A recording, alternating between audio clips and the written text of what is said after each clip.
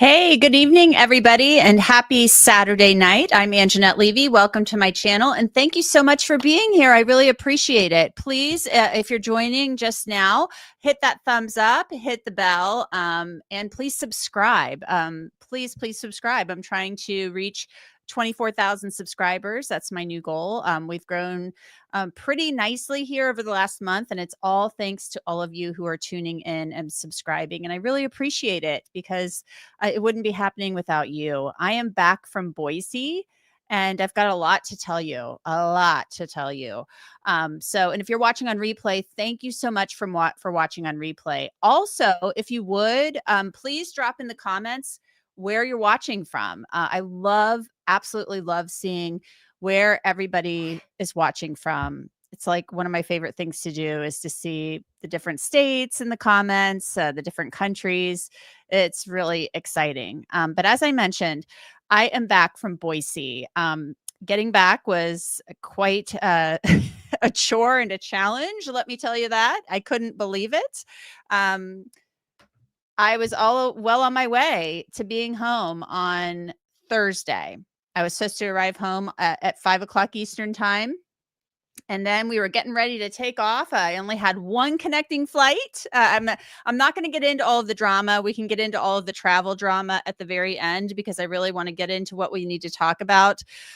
But man, were my travel days full of travel drama. Everything was going smoothly on Thursday until I got to O'Hare, which I've had good luck at O'Hare lately. And then we were getting ready to take off. We ended up sitting on the runway for 4 hours. 4 hours. Can you believe it? There was a storm. It was a hot mess, but we'll talk about all of that later. It was awful. So what should have been a semi-easy travel day turned into a horrible, 14-hour travel day to get home. It was awful. It was just terrible. But we'll talk more about that another time. I'm going to put a poll up, guys, because this whole plea deal thing, I want to know what you guys think of it. I'm starting a poll. So please vote in the poll. I was at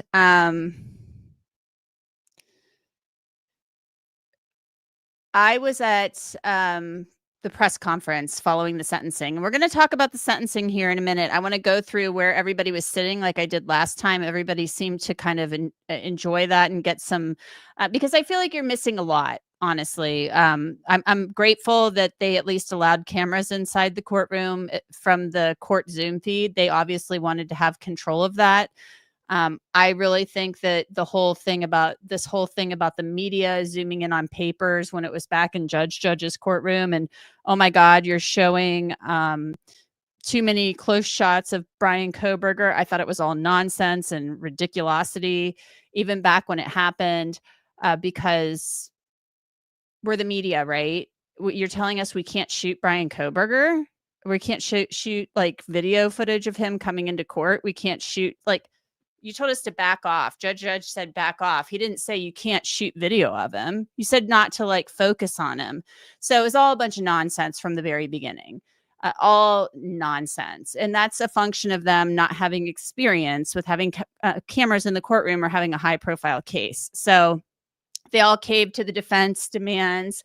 It was absurd and silly. And so at least Judge Hippler allowed the stream to stay in from his cameras. And I appreciated that. I appreciated that. But you're missing a lot from not having a quality TV camera in the courtroom where you can actually see things a little more clearly.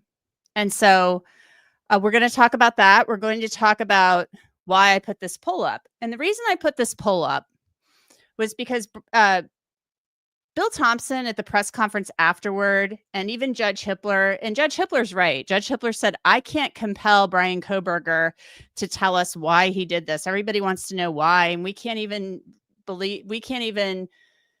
trust that he would tell us the truth anyway. And we need to not give him the spotlight and the attention. And that's what he craves. He wants the spotlight and the attention. Well, how did they know that? Do they know something we don't know? Because they said there was nothing on his jail calls that indicated that he there was nothing, of evidentiary value on his jail calls. The only thing that they know is that Bryan Kohberger was doing Google searches for his name, and that he was also watching news stories. That's come out that he was watching news stories about the case on his phone. And even Chief Dollinger, who I spoke with on Friday, said that he had saved news stories on his phone about the case. So we know that. And also I talked to Chief Fry when I was in Boise. So and I did a crime fix on that, but I can also upload the video of that here and link the crime fix, which I had to chop up a little more. Long story there. But anyway, the reason why I put this poll up about whether or not you agree or not that the state should have, when Bryan Kohberger, weeks before trial, came to him, them begging for a plea deal, should have said, okay, yeah, let's do that, without making it a condition of the plea that he disclose information about the crime, and give a statement, make a proffer, disclose the location of the murder weapon and the clothes he wore that night, offer some corroborating information. That's just responsible prosecution. That's what that's called. Bill Thompson, when I asked the question in the press conference, I raised my hand. I patiently waited. I raised my hand every time there was an opportunity to ask a question. And I asked the question, why didn't you require him to give a statement? I mean, I can pull it up and show you my exact wording. And he gave the answer that he gave. That, the law, he can't force him to say anything. Well, of course you can't. You can't take him out of his cell and pin him up against the wall and force him to talk to you. No kidding. I mean, this is not my first rodeo. Okay? I've been doing this a long time. I've covered more incredibly high profile cases than Bill Thompson, has prosecuted as far as high profile cases go. It's just the truth. From beginning to end, I can probably, like, if you really wanted me to, I could get out a Word doc or whatever, and I could list all the major high profile cases I have covered. Big cases that I have covered, starting at the very beginning of my career in 2005 to date. Huge cases that I've covered. I mean, I cut my teeth in this business on the Stephen Avery case, the Teresa Hallbuck murder case. I watched that go on for more than 2 years, that case. So this, trying to pull the wool over my eyes is not going to work. I know the ins and outs of the law, and I know how it works. And I know that Bryan Kohberger has a Fifth Amendment right against self-incrimination. But Bryan Kohberger wanted to plead guilty because he didn't want to possibly be walked down the long hallway to the firing squad. That's what this was about, in my opinion. They couldn't get a continuance. They knew Judge Hippler was cutting them off at the knees at every turn. They could not introduce alternate suspects. They had their only defense was going to just be attack all the evidence. The sheath was planted. That's what this was going to be. Those were the only defenses. And so for Bill Thompson, and I should have pulled up the soundbite for you, but for Bill Thompson to stand there and say what he said, actually, maybe I should pull it up for you, because I asked the question. He had already given his speech. The buck stops with him and all this jazz. And maybe he's just counting on the fact that maybe he's standing there and they decided they were only going to take a limited number of questions. They had this all planned, how they were going to handle this press conference. So he knew where he was going with this and what he was gonna allow and what he was gonna say. He planned out what he was gonna say. And so he knew that he was not going to permit himself to be questioned at length about any of this. So here's what Bill Thompson said. I straight up asked him why he permitted a plea deal, why he is the elected prosecutor allowed and signed off on a plea deal that allowed Bryan Kohberger to not offer any statement, any information about the location of the murder weapon, about any of this, because that's just responsible prosecution to say to the defense, okay, yeah, this is a quadruple homicide. You want us to take the death penalty off the table? We're going to need a proffer, or we're going to need some details, because they came to them. The defense went to the prosecution and asked for the deal. They were holding all the cards at that point. So listen to what Bill Thompson had to say. This was my question at the press conference.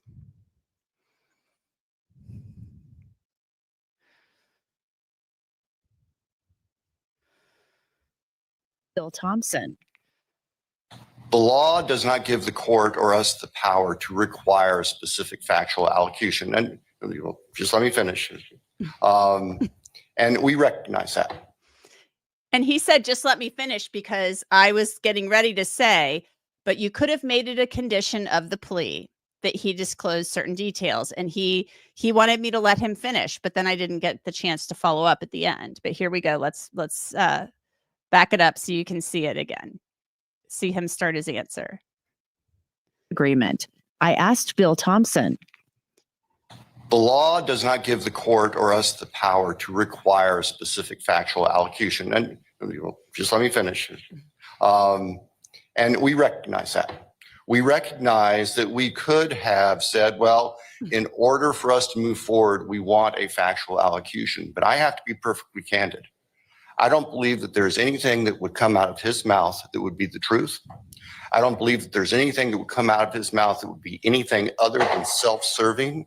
And I don't believe there's anything that would come out of his mouth that would not further victimize the families. And so that just simply wasn't a factor. We made our decision based on our assessment of law and the facts. We made our decision based on being able to obtain accountability and certainty, not just for the victims' families, but for the communities and for the state. And that's where our obligations go. In the end, and the old Harry Truman thing, the buck stops on my desk. Well, that's what I got when I was elected prosecutor 33 years ago.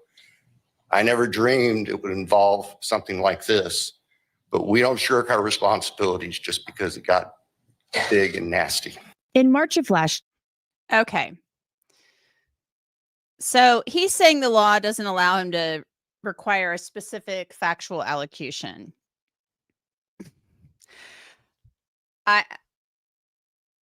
I'm just this stuck in my craw. So I called somebody who I trust implicitly, somebody who's actually handled and prosecuted many. If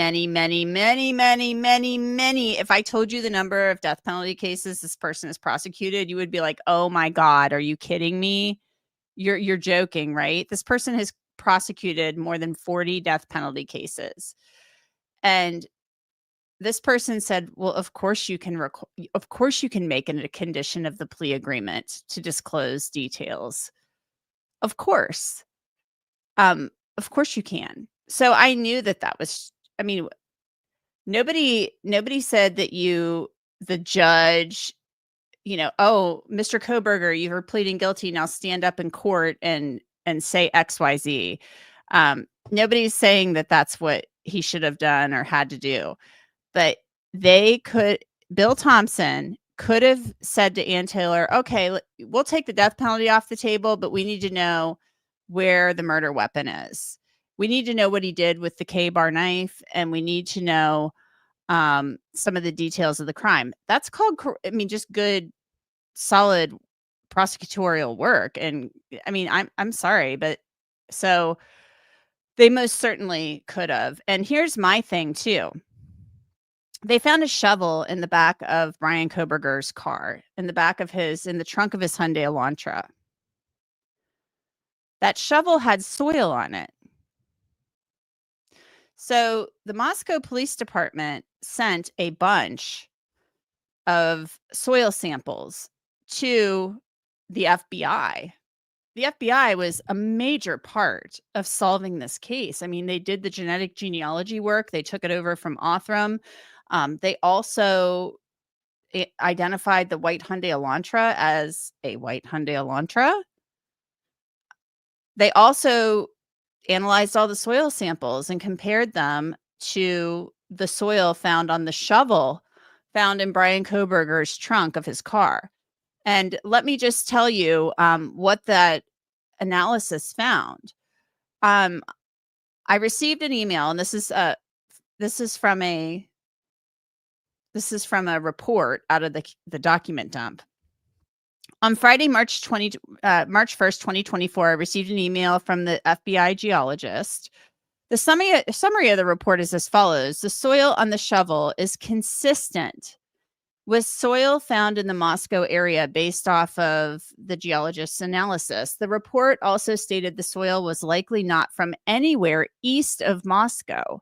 This finding also excluded Pennsylvania as a likely source for the soil.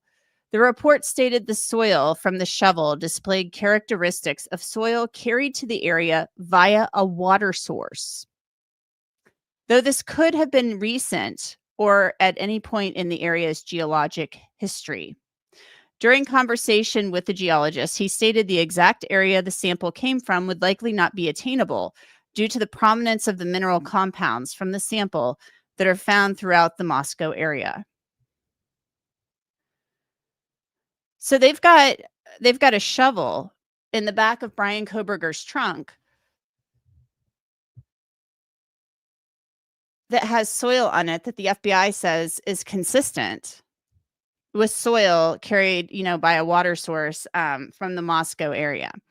So does that mean that Bryan Kohberger was digging a hole somewhere in Moscow? We know the day, later in the day of the homicides, that he was, I think he went into the woods, or he kind of disappeared for a little bit.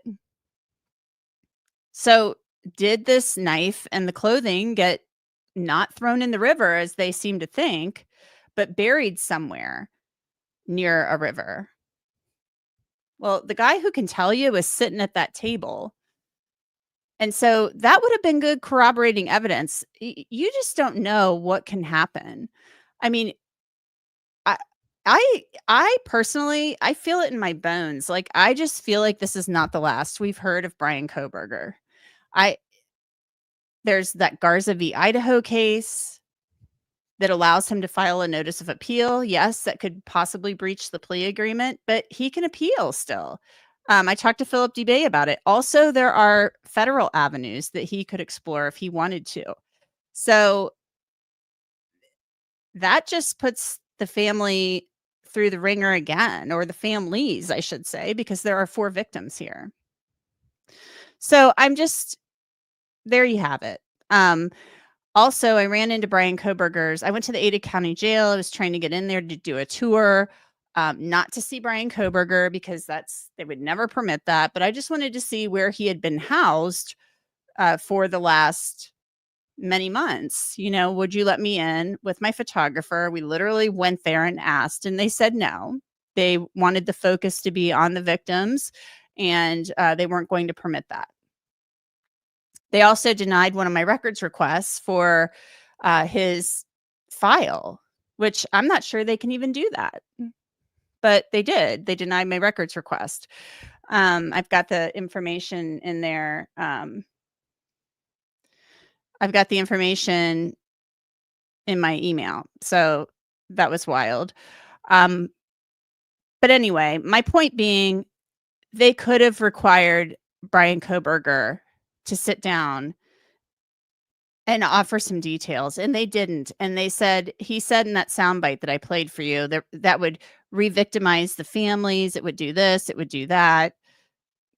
I mean, he's pleading guilty, and then you're going to say, oh, well, we can't, trust that what he would say would be the truth.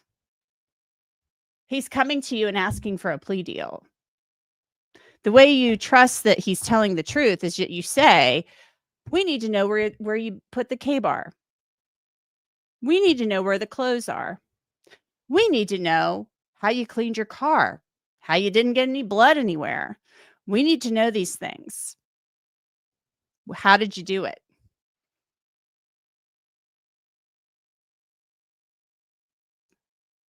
And that would be corroboration. That would be corroborating evidence to allow him to plead guilty. They don't have that now. They couldn't answer any of those questions.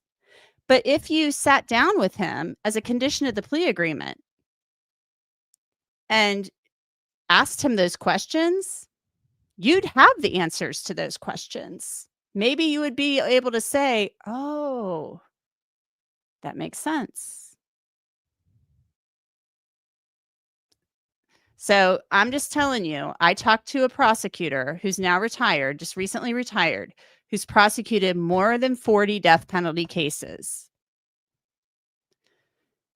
And he said it, of course, could have been a condition of the plea agreement. Of course it could have been.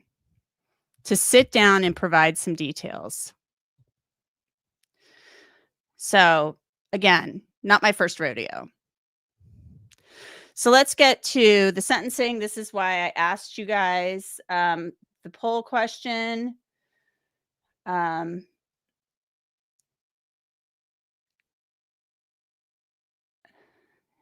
poll, should the state have agreed to the plea deal? 59% of you say no, 41% of you say yes. But I'm just telling you guys now, I don't think this is the last legally that we've heard from Bryan Kohberger. Oh, and let me back up. When I was at the jail requesting the tour at the Ada County Jail, I ran into one of his lawyers.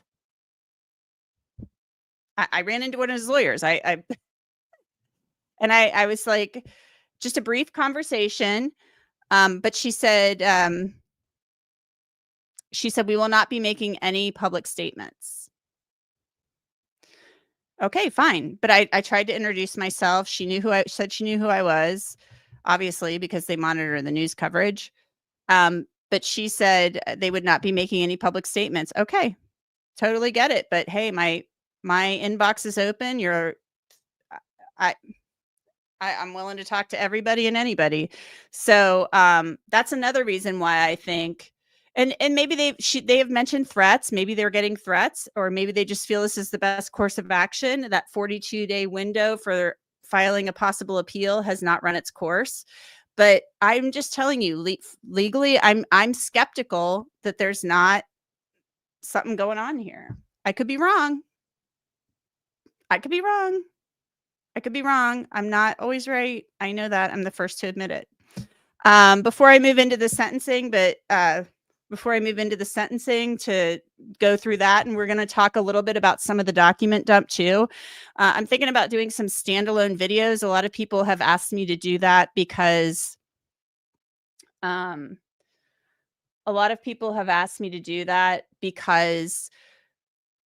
they can't listen to a live for an hour or whatever. So I may do that with some of these reports, but we're going to just go through some of these reports tonight because, guys, there's a lot of them. And some of the reports are just not that interesting. You know, some of them are just like, there's like 300 or so. And so some of them don't have that much great info in them. And they're just like, oh, I collected this disc and I did this and I did that. But others are kind of interesting. So we're going to go through some of the ones I picked tonight that I think are pretty interesting. And then I'll do standalone videos on some of the others. But before we get into the sentencing, and I'm going to show you like where people were sitting and all of that, I want to acknowledge some of the super chats and stuff like that. So the first one is Arizona Gal. Thank you so much, Arizona Gal. Hi, Anjanette. I'm enjoying watching your channel from Tucson. You rock. Thank you so much. Appreciate that. The attorney I spoke with too, who's done the more than 40 death penalty cases, he also told me we never did the death penalty. We never sought the death penalty unless we took it all the way through. He could only think of like one or two instances where they did seek the death penalty and then bowed out. And it was for a very unique reason. He said they always followed it through. Angel D, can you please tell us how BK interacted with defense after sentencing on his way out? Thank you so much. Yes. I didn't see much. I didn't see much. I saw him just basically walk out, and basically we were told to just stay put until the families went out and everything. So I didn't see much interaction between him and his lawyers. And Ann Taylor, I'm still having a hard time reading her face during the sentencing.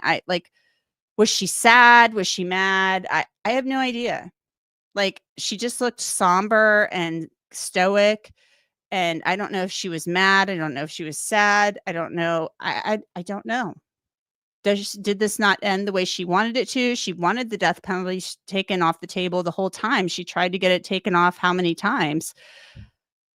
I don't know. I don't know what she was thinking. It would be great if she'd talk to me and tell me.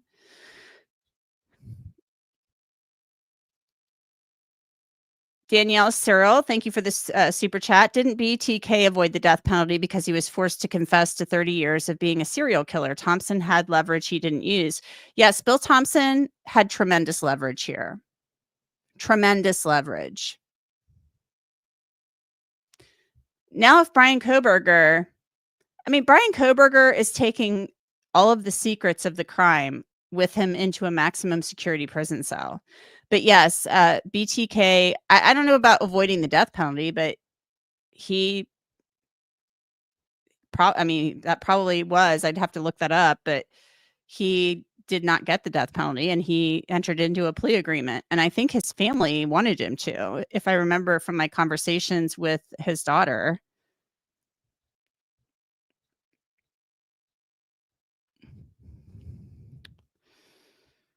Scrolling through, getting to the next super chat.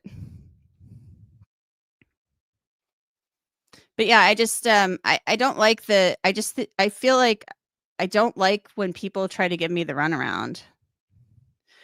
Brent and Aussie, thank you for the super chat. He was protecting the uni over victims and families.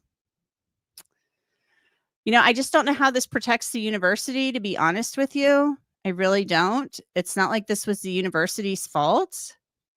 It keeps their name out of the news for 3 months. Justin Moto X 1995, thank you for the super chat. Spot on 100%. They had to make him give physical evidence. They had all the cards and the ingredients of the plea deal. I agree with you 100%. 100%. They had all of the cards, and they don't have one bit of corroboration from him. They have the sheath DNA. Obviously, they have him standing up on videotape for the end of eternity. Yes, I'm pleading guilty because I am guilty, when Hitler asked him that. But you don't have him giving you any physical evidence.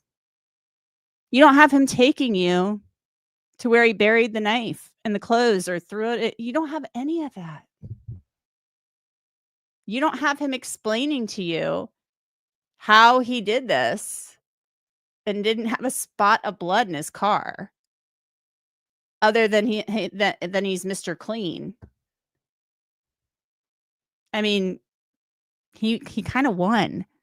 It was, even if he got the death penalty, he was going to sit in jail, in prison for how many years if it was ever carried out. So I just don't need somebody trying to pull the wool over my eyes because they think I don't know the law or that I don't know how things work. I've covered plenty of these. I know how it works. Marcy B, thank you for the super sticker.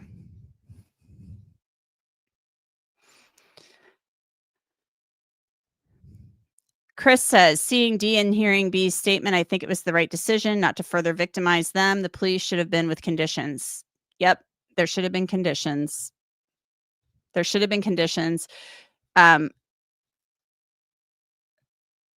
I mean, that's why it's called a plea deal. He came to you begging, make us an offer. Justin Moto X, thank you again for another one. Ellie definitely says there is no connection, which is false. He forensically wiped his devices. They didn't even search alternative emails. I think they did, but here's the deal. There's another question that he could have answered. Were you ever following them on social media? He created the new documents show that he created a TikTok account on November 18th of 2022. That was 5 days after the homicides, and he did it through a VPN. So why did you do that? Why did you create the TikTok account?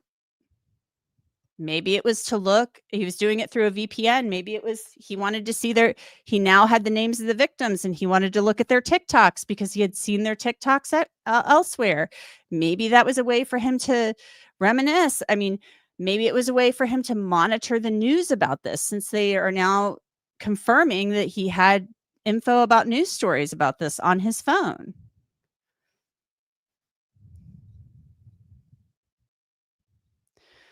Sirius Black, can you tell us anything about the pictures in front of the murderer? It appears to be a black heart. Thank you for your excellent coverage.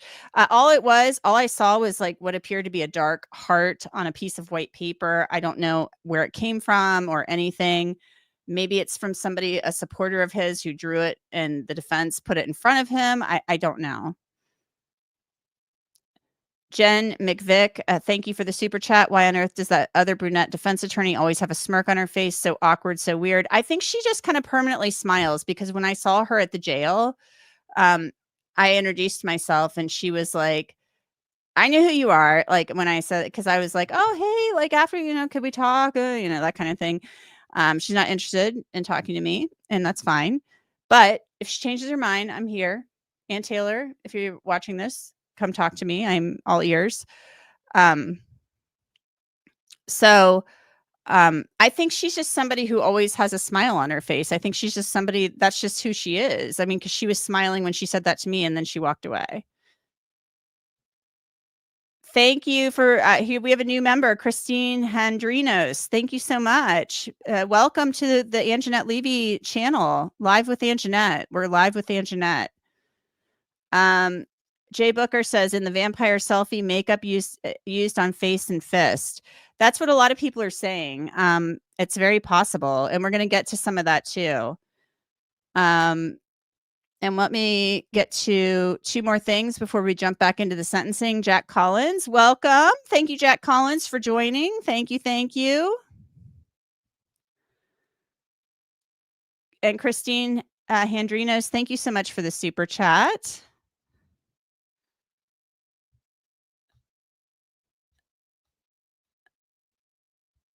Annie Legg, thank you for the super sticker. Justin Moto X 1995, thanks again. The heart looks like his sister's art she posts. It's been said it was photocopied and was originally blue. Not sure. Maybe it is. I mean, his sister was there. Amanda was there. Okay, let's hop into this sentencing. I'm going to show you guys. We're going to start at the beginning. And we might not get to everything tonight, guys. Did you, if we have, not, I don't want to say like if we have to, but would you guys want me to come back on tomorrow to maybe get through some of these other documents? And again, I can do standalone videos too, but we might have to come back tomorrow too. Somebody asked what the LL was on his jumpsuit. I think it was probably just size large, possibly. I don't know. So we might have to do another live. Oh, you guys saying yes to another live tomorrow? Yeah, we might not get through. We're certainly not getting through everything tonight. My goodness. Can you even imagine? No, his family didn't call in any tips, guys. So let's get to the sentencing. All right. So here is Bryan Kohberger. I'm going to make this bigger. Here's Bryan Kohberger sitting with his attorneys. This is Alyssa Masseth. She's the one I ran into at the jail. Ann Taylor, of course. So here's a better view. Becca Barlow, she's the one who's kind of like the DNA guru. That's what I call her. But she was brought on as the DNA expert in the case. At first, she was like an expert testifying about the genetic genealogy. And then when the judge said it's all coming in, they switched up the team and they made Becca Barlow the one of the co-counsel to take on the DNA aspect of this case. So I'm going to play it for a moment without the sound on. So I'm sitting back here, right there, right here. There's me back here. So I had a really good view. There was a woman here with like a blonde ponytail. It was a very big ponytail. And at one point I kind of like tapped her and I was like, can you kind of move? Like, because her ponytail was like really big and it was blocking my view. And I was kind of like, but I was trying to see how he was reacting. So I'm going to play this for a moment. And then we'll hop into some other parts of it. So I'm sitting over right here. And then over this way is where Bryan Kohberger's mother and sister, Amanda, were sitting. And his sister kind of resembles him a little bit. They have a resemblance. You can tell they're related. But she has like an empathetic face. You can see that. You can see like she was touched and almost like it was like, my God, not everybody in this courtroom hates us, when there were kind words said to them from some of the victims' families. Right directly across from Bryan Kohberger's table, it was like where the jury would sit. Over there was like Chief Fry and like all the law enforcement people, like the Attorney General of the state of Idaho, the head of the Salt Lake office of the FBI, like all these law enforcement people were in the jury box, and they were literally directly across from Bryan Kohberger and his team. And so Ann Taylor was just, probably sitting there facing them. So let's play this for a second, and then we'll hop ahead to a couple of things. Ms. Massoff, Ms. Barlow. The state is represented by Mr. Thompson, Ms. Jennings, Mr. Hurwitz, Mr. Nye, and Ms. Allen. This is the time set for sentencing in this case.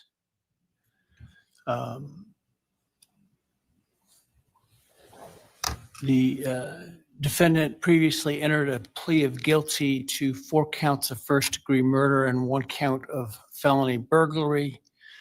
In exchange, the parties stipulated to recommend a sentence consisting of, on burglary, 10 years fixed, on each of the 4 counts of first-degree murder, life fixed. The parties waived pre-sentence investigation. To my understanding, neither party submitted a sentencing memorandum or other materials for the court.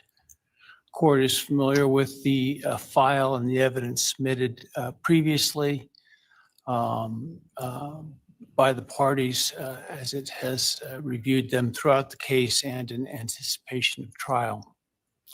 Is there any legal cause why sentence should not be imposed at this time? No, Your Honor.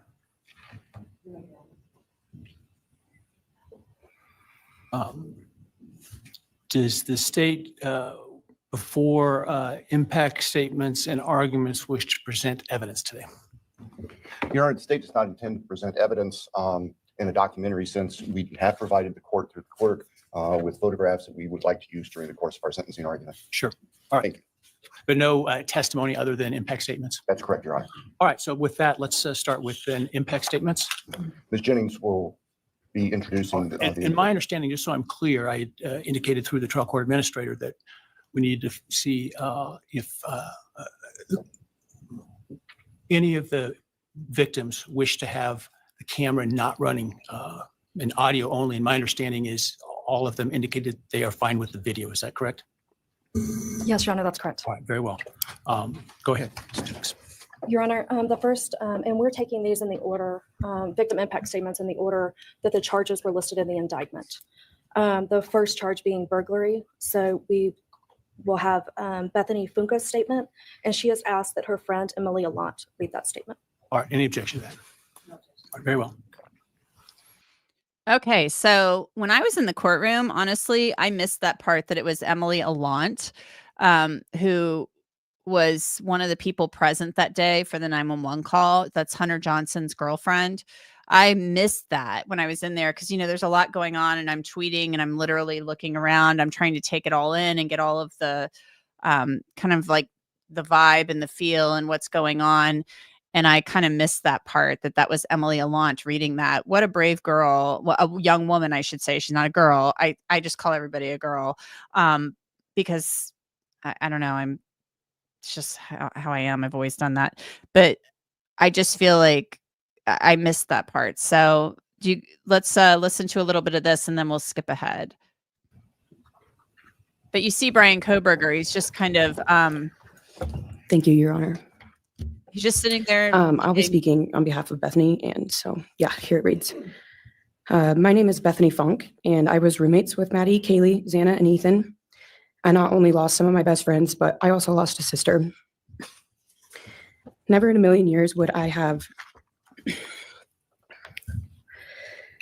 thought that something like this would have happened to my closest friends.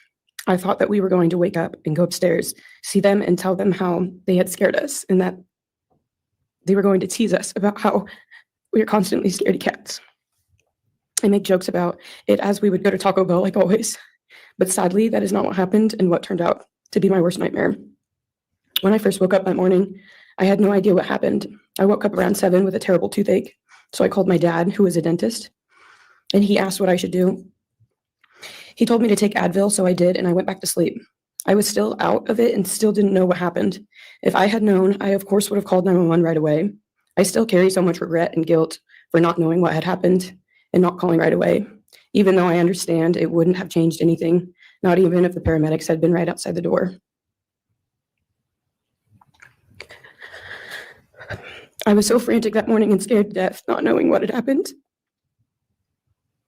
And when I made the 911 call, I couldn't even get out the words.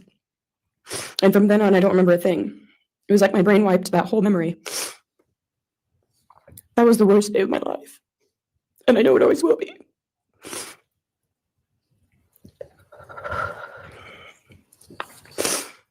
While I was still in shock, trying to process the fact that my friends were truly gone, I had been attacked by the public. I was grieving, numb, and unsure of what had happened was even real. And at the same time, I was getting flooded with death threats and hateful messages from people who did not know me at all or know the dynamic of our friendship. Social media made it so much worse, and strangers made up stories to entertain themselves. The media harassed not just me, but also my family. People showed up at our house. They called my phone, my parents' phones, other family members' phones, and we were chased while I was still trying to survive emotionally and grieve the loss of my friends. I hated and still hate that they are gone, but for some reason, I am still here and I got to live. I still think about this every day. Why me? Why did I get to live and not them? For the longest time, I could not even look at their families without feeling sick with guilt. I did not know what to say or what to do. I was terrified that my presence just made their pain worse, and I was still here when their kid, their siblings and their friends, their loved ones should have been here instead. After everything happened, I was afraid to go into my own backyard or alone in my house. I was scared that the person who did this would come for me next. I was always scared that the media would try to catch me at any moment of any day, even when I was just walking around my house. I made my parents close all the blinds during the day so no one could see me even in the slightest chance. I barely left the house, and when I did, I made sure I was never alone. I slept in my parents' room for almost a year. I made them double lock every door, set an alarm, and still check everywhere in the room just in case someone was hiding. And I still check my room every night before, and I double lock it. I have not slept through a single night since this happened. I constantly wake up in panics, terrified. Someone is breaking in, or someone is here to hurt me, or I'm about to lose someone else that I love. The fear never really leaves. For a long time, I could barely get out of bed, but one day I realized I have to live for them. They did not get the chance to keep living, but I do, and I will not take that for granted. So now every day I remind myself to live for them, and everything I do it with them in mind. I am still scared to go out in public, but I force myself to do things because I know that they would want me to keep living my life to the fullest. I am beyond blessed to still be here, and I refuse to take that for granted when they did not get a chance. Our house was not just a house, it was a home. It was where we laughed till we couldn't breathe, make meals, did crafts, binge watch reality shows, played games, and spent lazy days on the couch. It was movie nights, wine nights, morning debriefs, pranks, hot chocolate, cookies, and warmth. I will cherish those memories forever, and I will not let what happened erase how special our home was or how much those memories meant to me. Now, I would like to share some bits and pieces of who they were as people and some of the memories that we shared. One of my favorite memories was Halloween, and we all went to Sigma Chi. But instead of partying, we just sat in an apartment, talking and laughing all night long. I do not think I've ever laughed that hard in my life. We did not care about the party. We were just happy to be with each other. Xana was 1 in a million. She was the life of the party.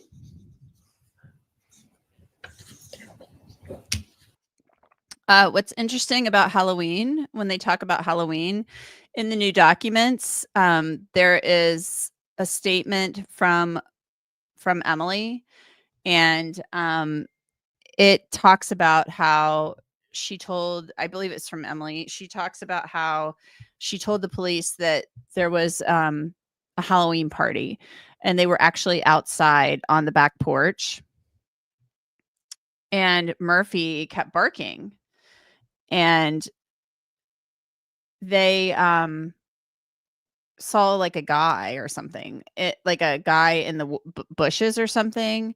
And I don't have the document pulled up. It's not one of the ones I was going to go over today or tonight, but they saw a guy there, and it doesn't talk about the time of day, but remember, there were 23 occasions that the FBI said Bryan Kohberger's cell phone was in that area, from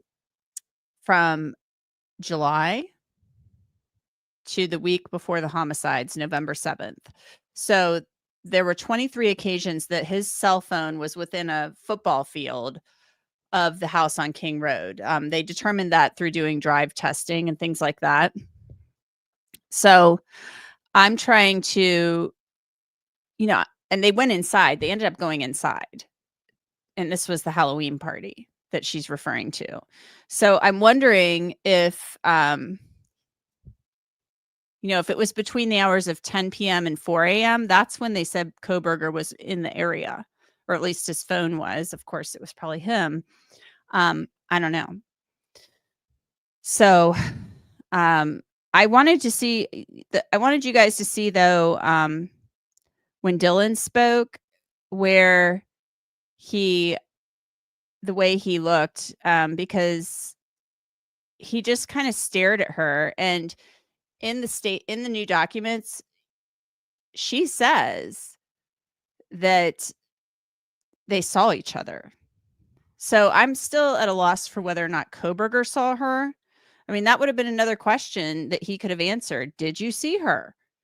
Or that container that you were carrying, that she's claiming she saw him carrying a container, a vacuum type object. And in the documents too, she said there was like a bulge around his abdomen. What was that? We don't know. These are all questions that he could have answered that would have been corroborating. He could never, ever come back, never, ever come back and say, I didn't do it. Because those would have been corroborating details that would have been out. That would not have been out, that would have only been known to the killer before these documents were released. Now, granted, there was a lot of stuff already out in the ether in the public that we already knew, but he knows specifics about evidence in that house that nobody else would know. Right?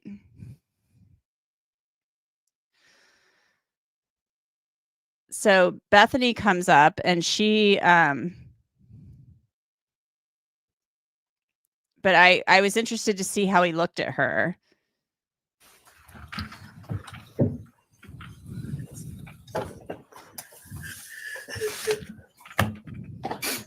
Dylan, just take your time, all right?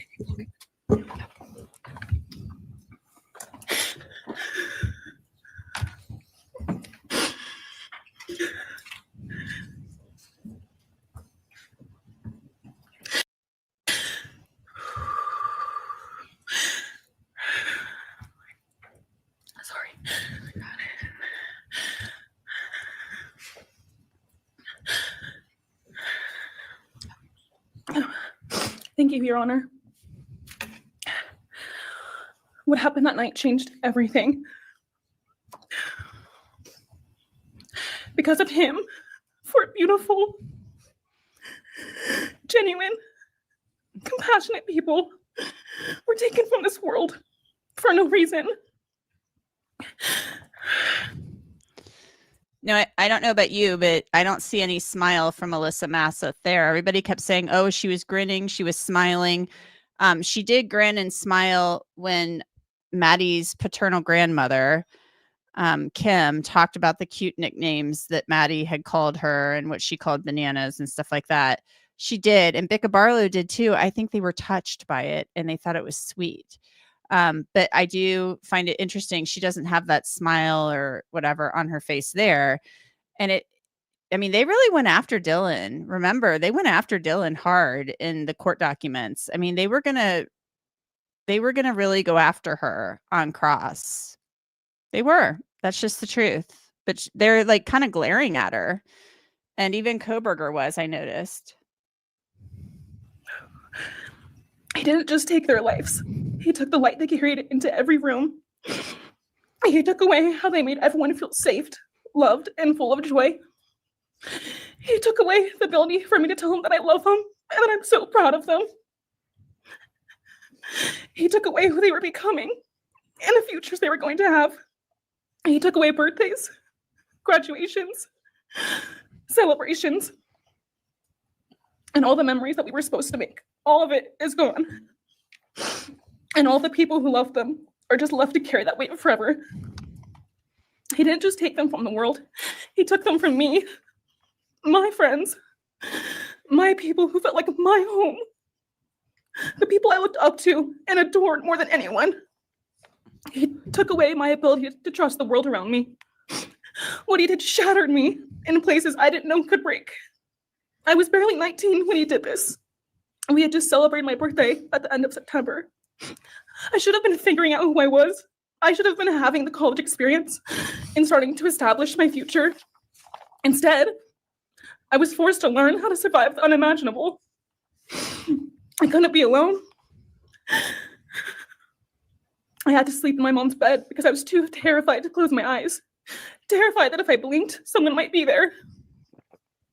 I made escape plans everywhere I went. If something happens, how do I get out? What can I use? I mean, I seriously saw Kohberger's mouth kind of go like, I don't know if you saw that. Like, so I don't know if that was just involuntary. I don't know if he was smiling. I just don't know. I don't know enough about him to know. But I just know that we don't have the context of the selfie that morning, but I do know that he took that selfie. And I think we have to wait and see when we need to get his phone records to see if he sent that to anybody. We need to see the context of that photo, because if he just took it on his phone, because he took a lot of selfies of himself, we know that.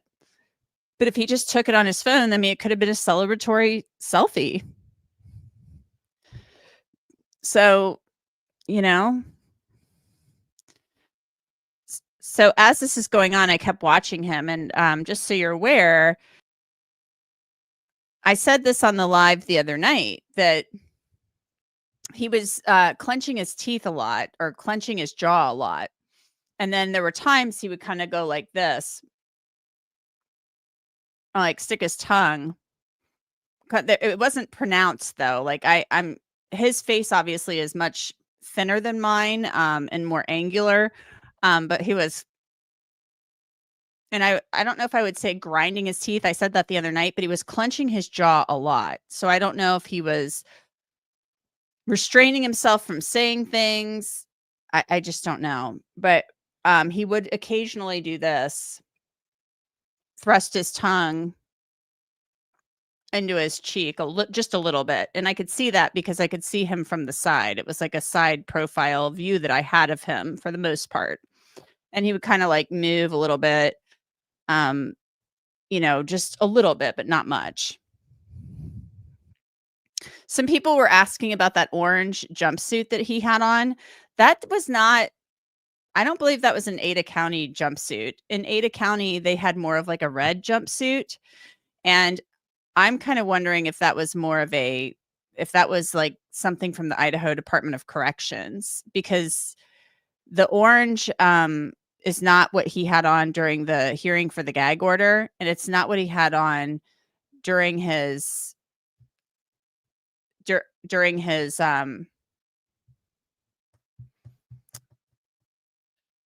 mugshot for Ada County. And now that I think about it, guys, I'm kind of wondering maybe they changed him into his Latah County jail outfit, because when they transported him from Latah to Ada, he had on the orange jail jumpsuit, right? So maybe they kept that, and they're like, okay, so now you're a Latah County prisoner again. You're no longer in the custody of Ada. Give us our jumpsuit back from Ada, our red jumpsuit, and put this orange one back on. You're Latah County's prisoner, really. We just had to take you because of the change of venue, and everything got moved down here. So that's probably was a Latah County jail jumpsuit. So that's what I'm thinking that was. Carolina Hurtado, welcome as a new member. Thanks for joining. Appreciate that so much. Guys, shout out to the mods too. Thanks for all the mods for being here tonight. So let's go back to this a little bit. He just sat there as Dylan was saying this, and it kind of made me wonder if he was like, wow, she's one of the things that did me in. To defend myself, who can help? And then there are the panic attacks. The guy that slammed into me like a tsunami out of nowhere. I can't breathe. I can't think. I can't stop shaking. All I can do is scream because the emotional pain and the grief is too much to handle. My chest feels like it's caving in. Sometimes I drop to the floor with my heart racing, convinced something is very wrong. It's far beyond anxiety. It's my body reliving everything over and over again. My nervous system never got the message that it is over, and it won't let me forget what he did to them. People call me strong. They say I'm a survivor, but they don't see what my new reality looks like. They don't see the panic attacks, the hypervigilance, the exhaustion, the way I scan. At one point you saw, he kind of like glanced over, like, because he's looking at Dylan, right? And then he kind of glanced over for just a moment, and then he's kind of moving. And at some points I'm wondering if he's getting some level of enjoyment out of this. I don't know that. I don't know if he is or not. I mean, if he really truly can do things without remorse, as he said when he was a teenager on his Tapatalk account, then he's not feeling much of anything, right? In every room I enter, the way I flinch at sudden sounds. They don't know how heavy it is to carry so much pain and still be expected to keep going, and that's because of him. He stole parts of me I may never get back. He took the version of me who didn't constantly ask, what if it happens again? What if next time I don't survive?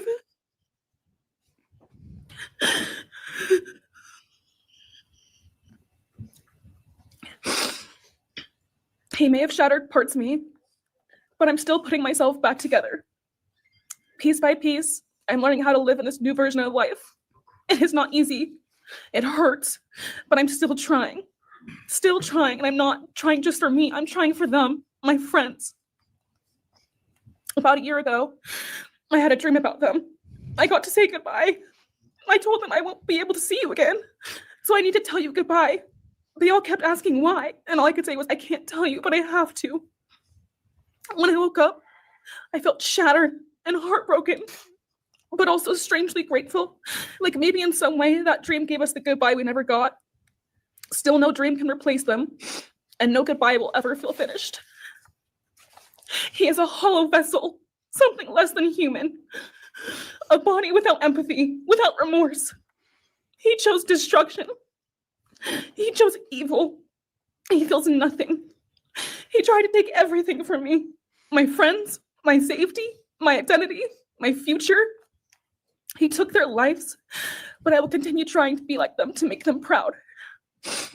Living is how I honor them. Speaking today is to help me find some sort of justice for them. And I will never let him take that from me. He may have taken so much from me, but he will never get to take my voice. He will never take the memories I had with him. He will never erase the love we shared.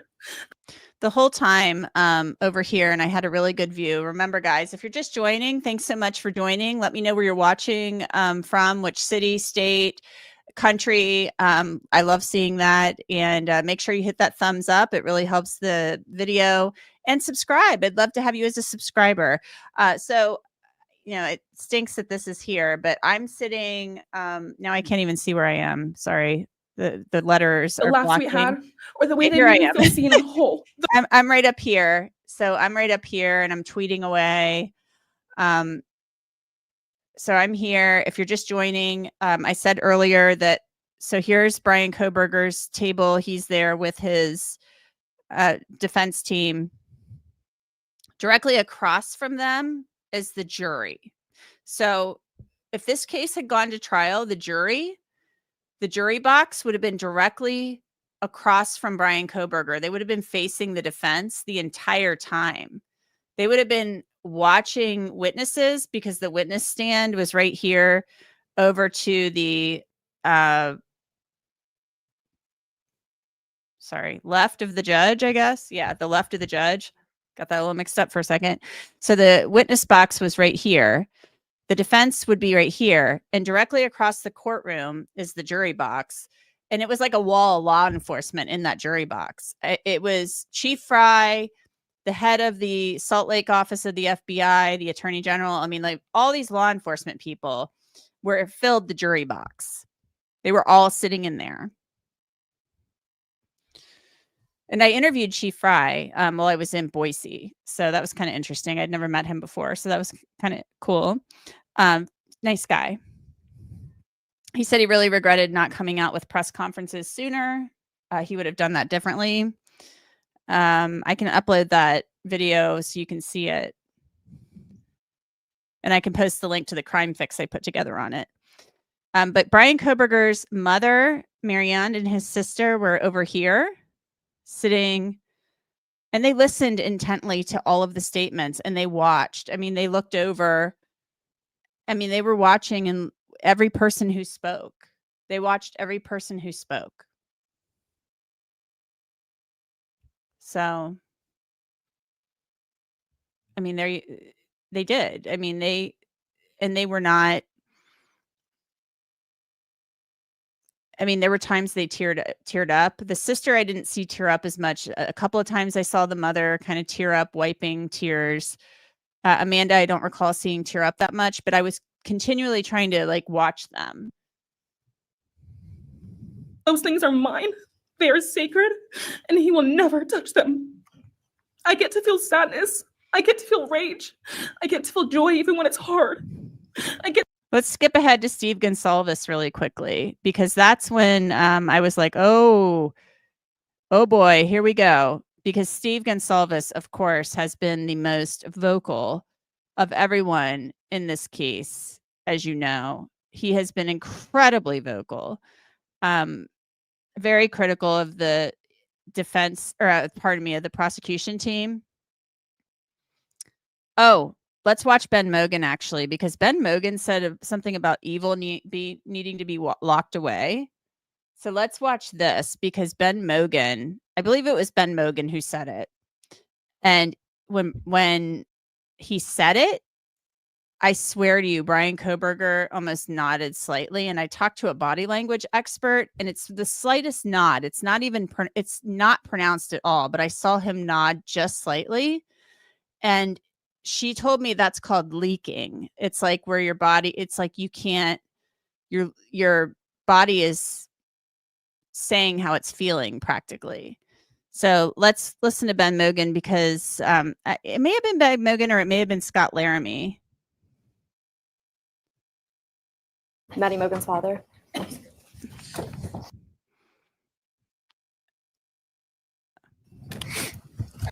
Mogan and Maddie's dad. And first I just I want to say thanks to all the people that helped bring this all to a close. I know it's not the resolution that everyone, wanted, but I think that that everyone worked so hard, and we really appreciate all their efforts. It was such a hard thing to go through for everybody. Maddie was my only child that I ever had. She's the only great thing I ever really did, and the only thing I was really ever proud of. And I thought we would have the rest of our lives together to be together and know each other, and I took for granted at the time, she was in college, and I thought, oh, well, we'll have the rest of our lives to just do all the stuff that we're supposed to do, and she was just about done. She actually earned all of her credits for her college degree, and Karen and Scotty and I got to go and get her diploma that she actually earned, and she served every bit of that. And but I thought that was going to be just the beginning of a long life together, and we never got that. Karen and Scotty did such a great job raising her after Karen and I split up, and I'm so thankful for Scotty and the role that he played in her life when I wasn't able to. But we got to spend a lot of great times together. Maddie and I, she was my favorite person to go to a concert with. We got to see some fun shows together, and I told her, if there's ever a show that you want to go to, let me know, and I'll get you tickets for you and your friend, or if we want to go together, we'll make it happen. And my favorite memory with her was when the Mac Miller show sold out here in Spokane, and everyone wanted tickets, no one could get them, and on the last day before the show, they did a radio thing, and I got 4 meet and greet tickets for Maddie and her friends, and we had to go and see the show, and that was her favorite artist at the time, was Mac Miller, and he's gone now too. And my little cousin Zach drove us all there that night, and he's gone too, tragically. And anyway, the last thing that she ever wrote to me was this Father's Day card, and I'm so glad I still have it. I'm just gonna read what she said. It says, "Happy Father's Day. I hope you have the best day. I can't wait till we can hang out again soon. I'll be in Coeur d'Alene 624 to 74. Hopefully we can find a time then. I love your birthday card that you sent me, by the way. Maybe we can see a concert sometime soon. I'd love to see the gorge when it's not so smoky out. I hope you're doing well. I'm proud of how far you've come. Thank you for always encouraging me to do my best. Love you lots and lots. Love, Maddie May." She did encourage me to not just to do my best, but to live on. Okay, I found where the evil comment, it was from Scott Laramie. So let's back this up. I'm going to show you what Scott Laramie said, and where Bryan Kohberger kind of nodded yes. So let's look at Scott Laramie, and then we'll move into the documents. Standing by home is Karen Laramie. Scott Laramie is Maddie's father. He raised her along with her mother. My name is Scott Laramie. I'm Maddie Mogan's stepfather and the husband of Maddie's mother, Karen Laramie. I will read this victim impact statement on behalf of Karen and myself. Maddie was our gift of life, our purpose, and our hope. Maddie quickly became Karen's joy, identity, and purpose in life. I joined Maddie's life when she was 2.5 years old. The experience transformed me into a life of joy, love, and family. Maddie was bright, beautiful, kind, empathic. She listened carefully to others and was observant, seeing and caring about the hearts and the minds of all she encountered. She loved music and music festivals. She had a wonderful sense of humor. She excelled in school. She was an easy child to raise, almost never requiring discipline, and almost always giving us parental joy. One time Karen remembers disciplining Maddie as a little girl. Maddie responded, "You broke my heart," which of course melted ours. She had a keen wit, even at that young age. As she transitioned into teenage years, she prioritized us and extended family over many of the distractions that capture teenagers. She showered us with her presence and love at family events, barbecues, picnics, birthdays, holidays, and others. She spent countless hours with her papa, her Uncle David, Aunt Nadine, and her other close family and friends. This world was a better place with her in it. As she reached adulthood, Maddie applied her studies to be a marketing professional, entering into an internship at Payne West, and started planning her professional future. As with all things, she involved Karen and myself in the joy of her journey. As she transitioned into womanhood, Karen and I continued to be astounded at this wonderful and accomplished person we had created. All parents dream of their children accomplishing more than them.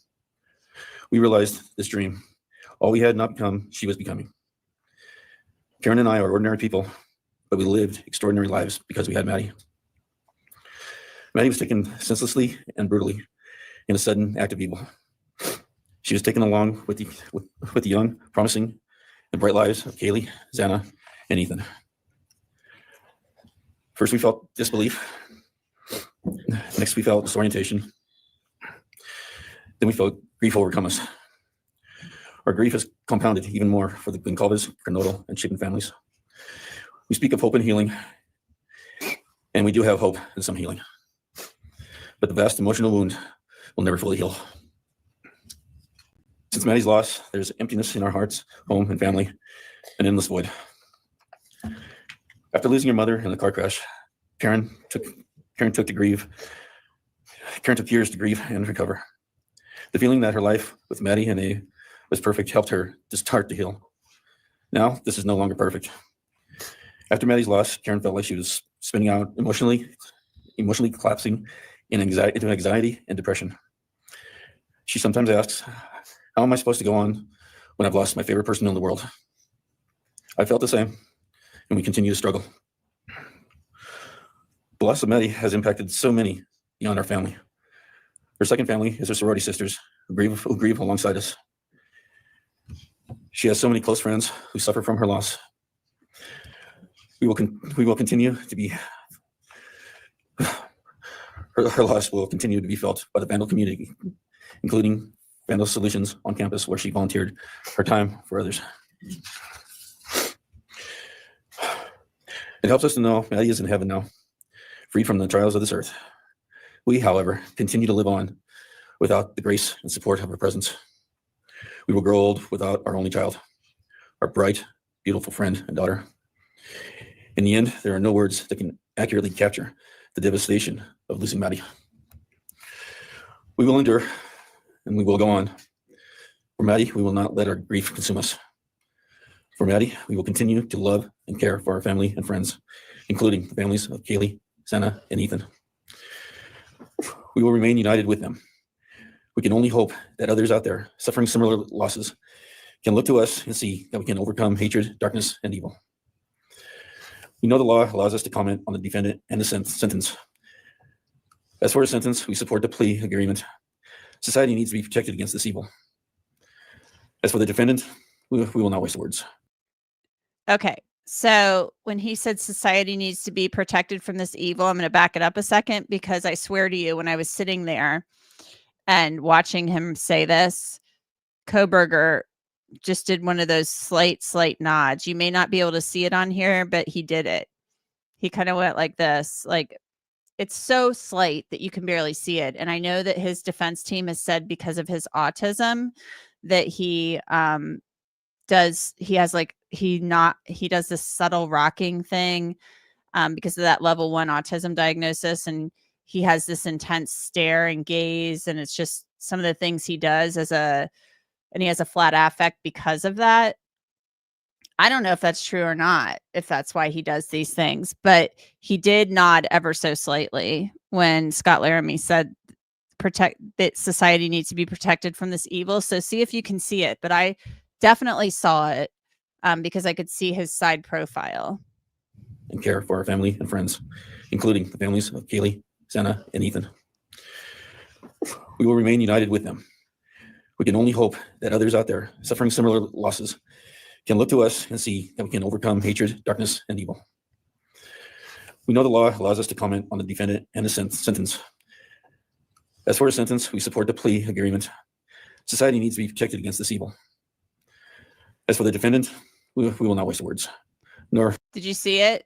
When he said society needs to be protected from this evil, Kohberger kind of went like it's actually more pronounced than I thought it was. So he did nod. He did nod in agreement with Scott Laramie. So maybe Bryan Kohberger, I could be wrong. Maybe he's perfectly fine going to prison, to a maximum security prison. He's not going to appeal. He's just like, yeah, like I'm better off. I mean, maybe he is introspective enough and has enough ability to reflect on himself that he knows he needs to go away forever. He knows that he's a danger to society. That's very possible that he knows these things about himself, because he has the ability, based on his teenage writings and his Tapa Talk, he has the ability to reflect on himself. And he was majoring in criminology, and he was interested in the criminal mind, and he was probably trying to figure out himself. But I still am not convinced that it's the last we're hearing of him. I want to go now to when Judge Hippler says his part, and he looks angry at times. So let's go here. This morning by acknowledging and thanking Here we go. let's have evidence to present today. All right. Defense wish to make argument today. All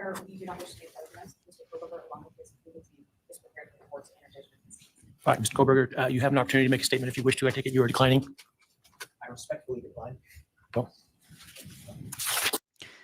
When he said, I respectfully decline, I mean, he jutted forward when I could see him from the side. It's more pronounced than what you're seeing on here. He said, I respectfully decline. And I really felt like he was like thinking,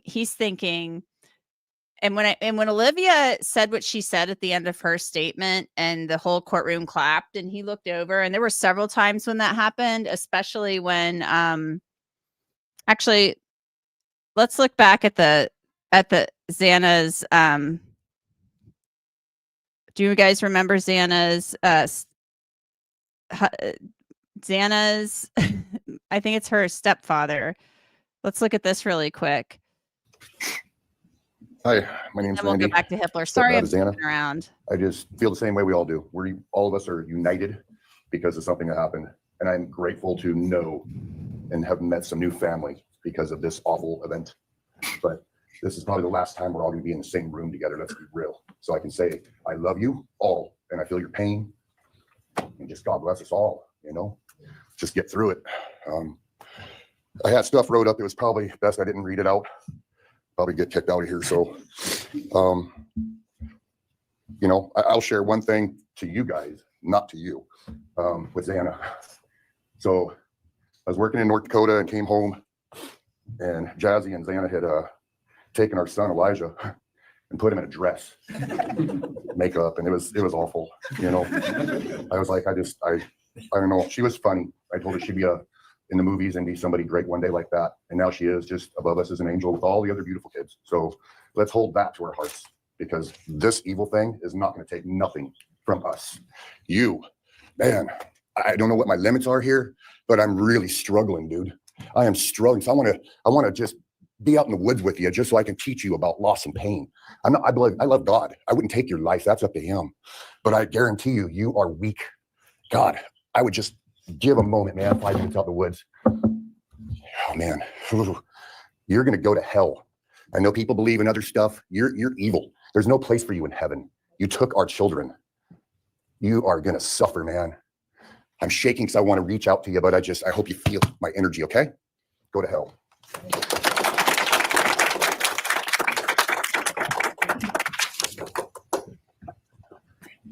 Next is Karen Northington, Xana's mother.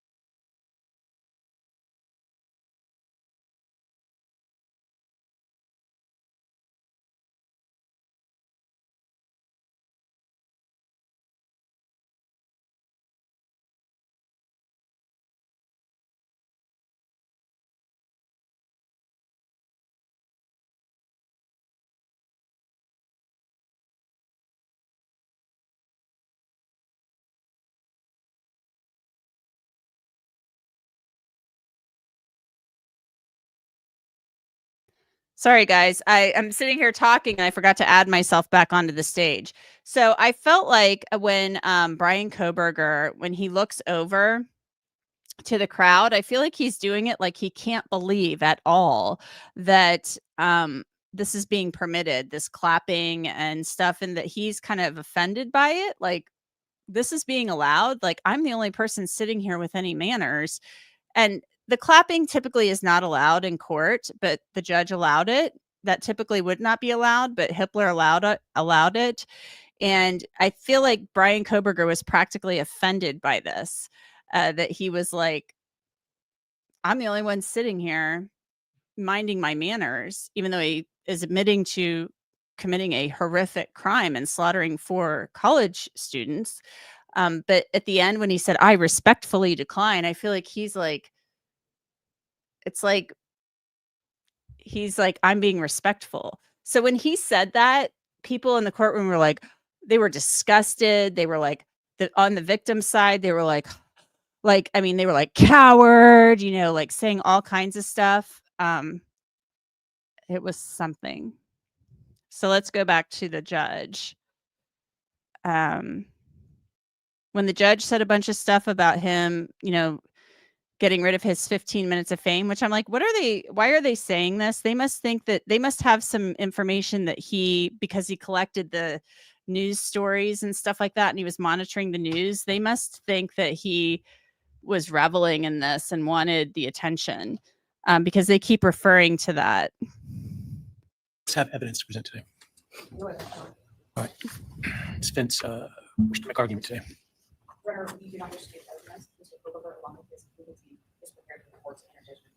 All right, Mr. Kohberger, you have an opportunity to make a statement if you wish to. I take it you are declining. I respectfully decline. Go.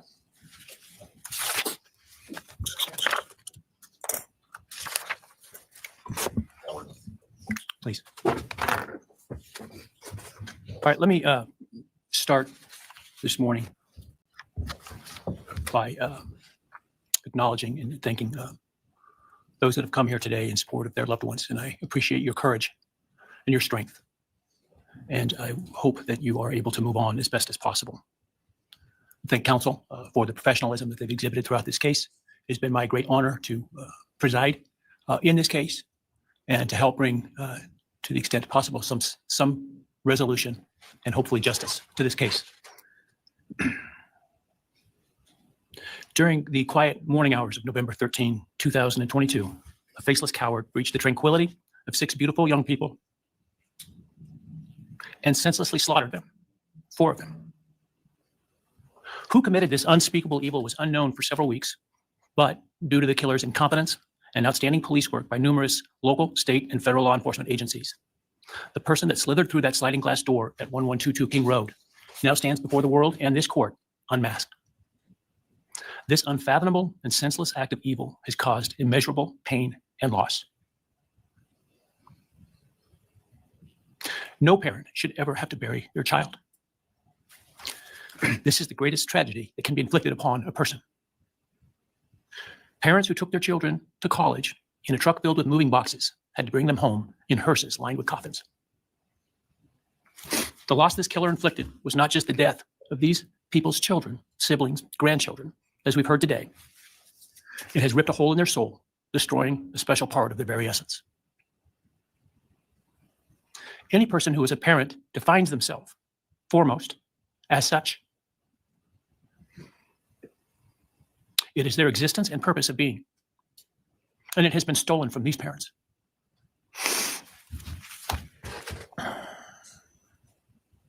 None of us have experienced the loss these victims have in the unspeakable way that they have. And therefore, none of us can, nor should we, question the way in which they have handled their loss.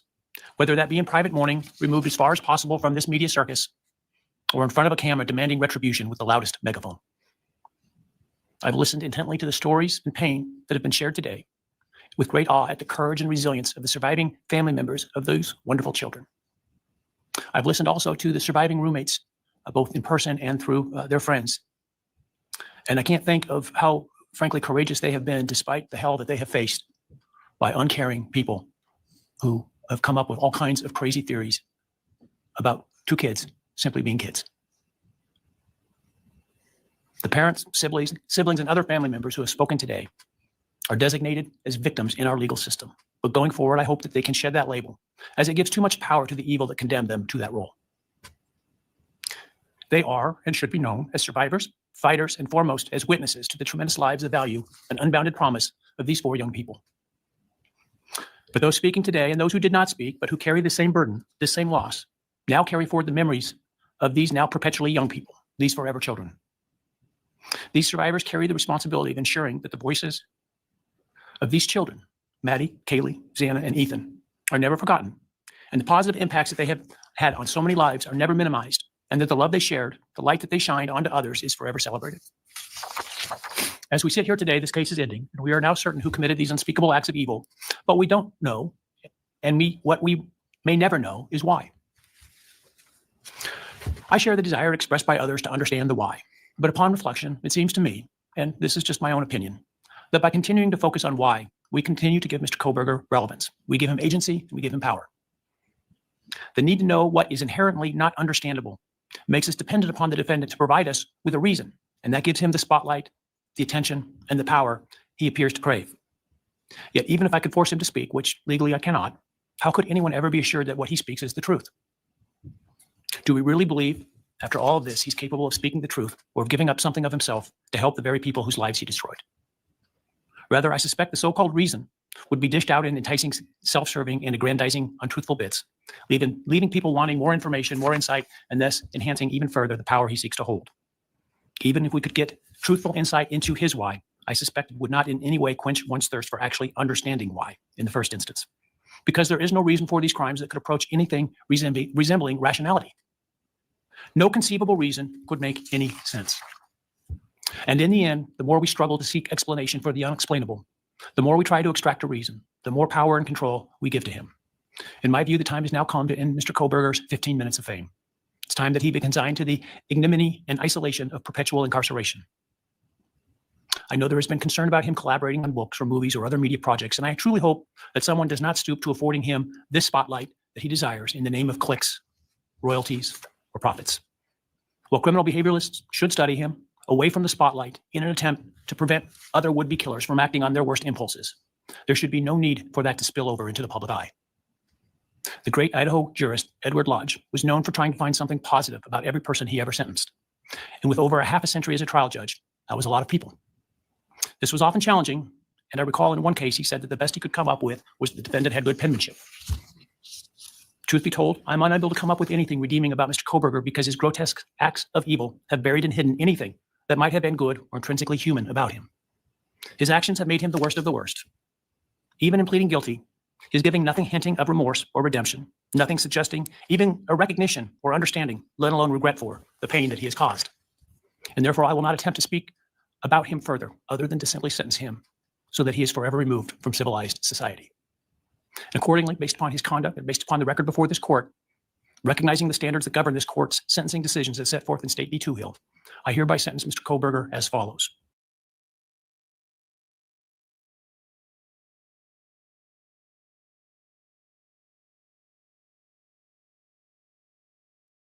Sorry, guys. And that's where he gave him the 4 consecutive life sentences. I'm still kind of stunned, a little bit stunned by some of this, because not by the 4 consecutive life sentences, of course, but I knew he would remain silent. I knew he, I thought maybe he'll say something. I didn't expect him to express any remorse at all. I didn't expect that, but he can still appeal. He can file a notice of appeal, and if Ann Taylor doesn't file it, she can be deemed ineffective counsel. So there's that. Before I get into some of these documents, I want to acknowledge super chat. Philip Harrell says, thank you for the super chat, Philip. Bill Thompson is incompetent and a puppet for Moscow. He decides nothing. You of Idaho wanted to hide the truth, including students getting stalked. Well, they don't have the evidence of the stalking. There's certainly a suspicion, but he was in the area of the house. And we don't know. We know he went up to the 3rd floor first. And Chief Dollinger, I talked to him yesterday. I interviewed him. He told me basically they don't know which bedroom he went into first. In the documents, it said that the officer who first went to the scene went to Kaylee's bedroom, and her room was very neat. And it appeared that her bed was pulled back as if somebody had gotten out of bed. And if you remember, Dylan said she heard what she thought was Kaylee saying something like, she heard Kaylee scream at 4 a.m. Literally heard her scream at around 4 a.m. and then heard somebody say somebody's here. So Kaylee may not have been in bed with Maddie at all. She may have heard something and then gotten out of bed and ended up in the bed after she was attacked. That's how she may have ended up in that bed.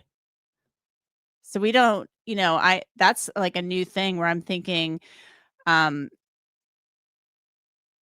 we don't know if Kaylee was actually in the bed, since they said her sheet appeared. It looked like somebody had thrown the covers back, like they got out of bed.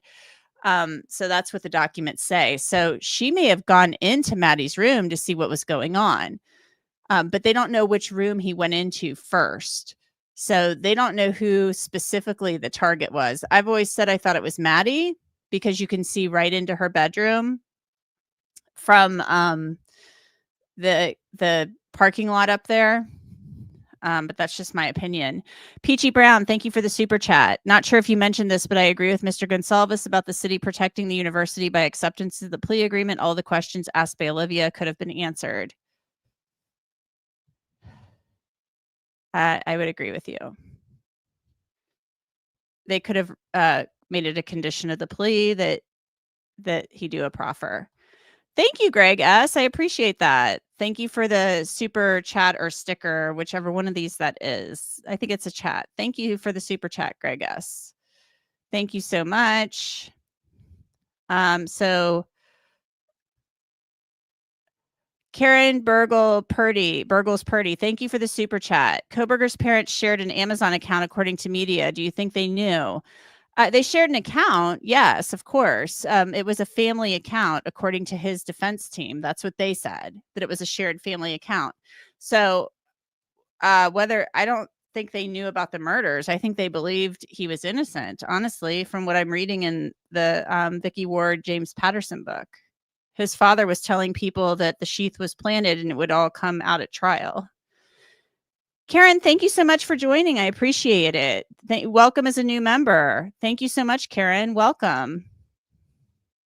Scrolling to go through this, but let's get to the documents now, and we can, I will also come back and come on live tomorrow, and I'm going to record some standalone videos too. So let's get to our first document. I'm just scrolling to make sure I didn't miss any more super chats. We slowed down the chat, everybody. So Annie Legg, thank you for the super chat. 163214 doesn't deserve to be called by anything other than the number. I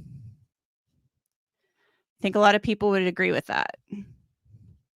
He did look irritated when the judge was saying that, because I feel like he thinks, this is just me trying to get in Bryan Kohberger's head. I really feel like he was like, how dare you say this, that I shouldn't be looked upon or looked at, and I'm like telling you right now, the judge can say all he wants that people, I hope people don't study or, for clicks and views and collaborate on books and movies or, all this stuff. You 100% know that people are going to be reaching out to him, that film companies, production companies are going to reach out to him. I mean, look at the Joel Berlinger series, Conversations with a Killer, on Netflix. Hello? Yes. I mean, like, that was very successful. So there will be people reaching out to him and looking to do this. I mean, Judge Hippler can say that all he wants, but that's going to happen. So let's get to our first document, guys. This first one, and we're going to go through more of these tomorrow because I spent a little more time on the sentencing We could have gone through the whole sentencing, but I think we would have been here, and maybe we'll go back through some of it again another time. But it had just been a couple of days since I hopped on here, and I would have been on here sooner had the travel nightmare on Thursday not happened. But let's go through our first document. Our first document is from Corbin Smith, and Corbin Smith responded to King Road at noon on the day of the, remember the call came in from the roommates at like 11:55, 11:56, somewhere in there. I'm pulling up my Corbin Smith document.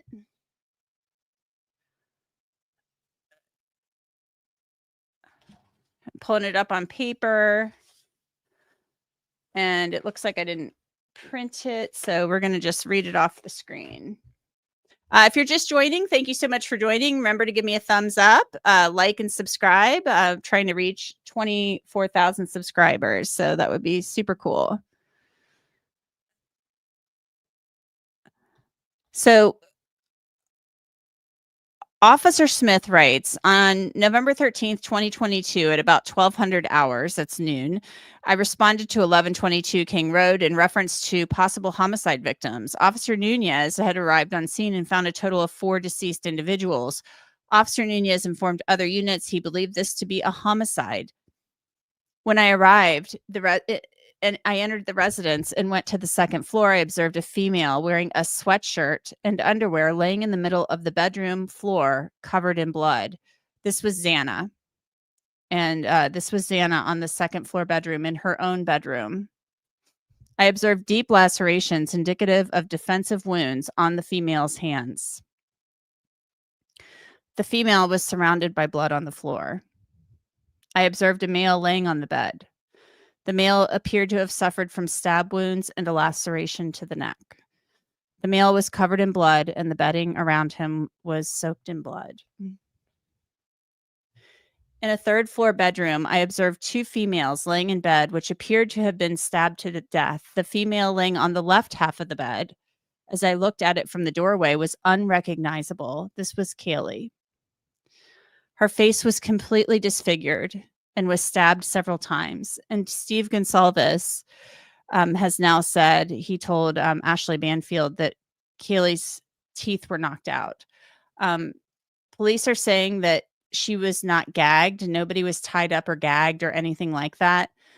Steve is saying, though, that her teeth were knocked out and she was hit with something other than the knife, and they don't know what it is. It may have been a fist. It may have been something else. We just don't know. That's another question. We don't know what else happened to her. She also had asphyxial injuries. And I think we won't learn more about what the coroner believes that, or the medical examiner believes that's attributed to, until we get actual autopsy reports. I hate to be so gruesome, but that could have been a function of, she could have been strangled. She could have, from being stabbed so many times, it's possible she maybe suffocated on her own fluids. I just don't know. And I don't want to speculate, but I think we'll need more information.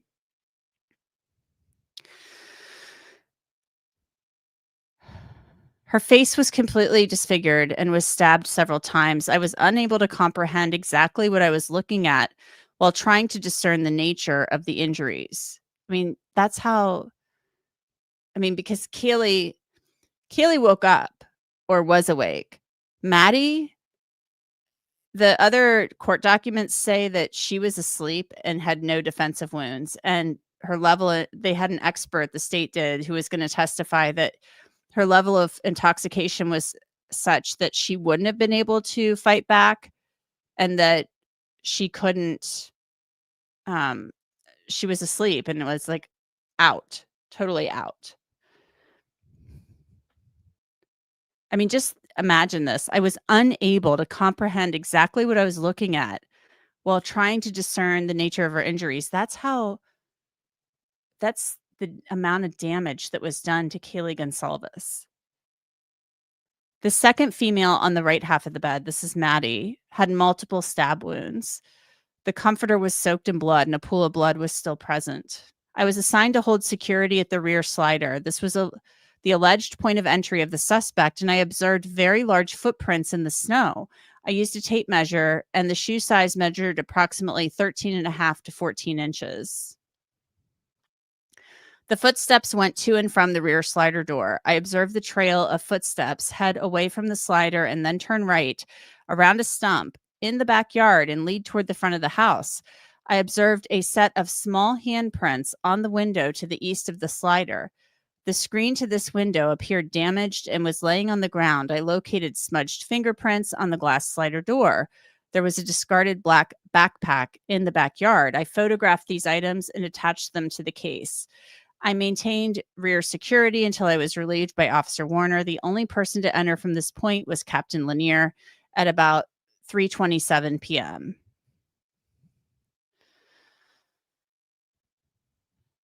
So I think we can tell from that Kaylee Gonsalves was awake and fought back.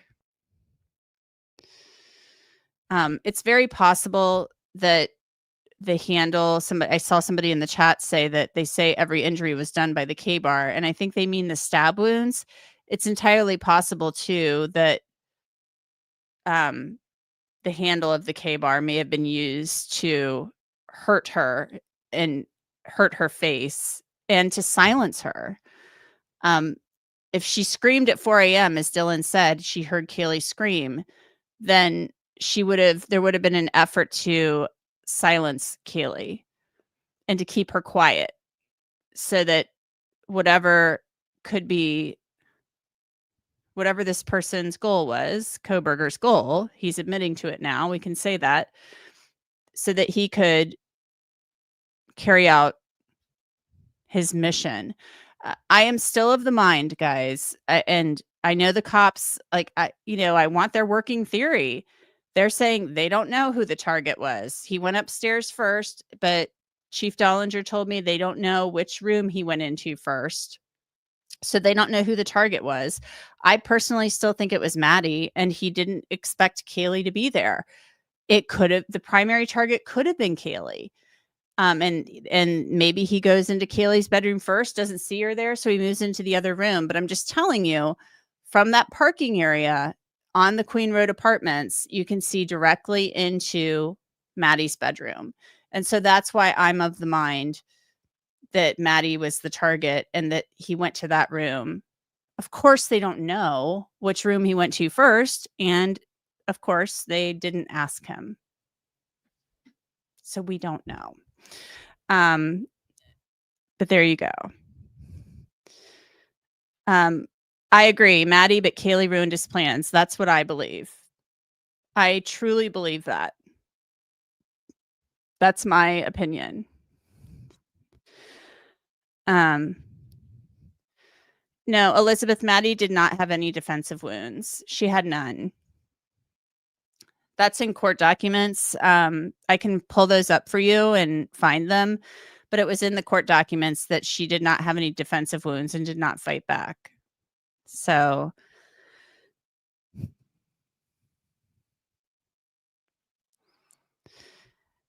yes, Kaylee was there since Friday, and you can see in Kaylee's room too. She had a balcony and sliding door. Yes, you are correct. You could more readily, and I'm just saying this because I've been there, you could more readily see into Maddie's room from the parking lot than you could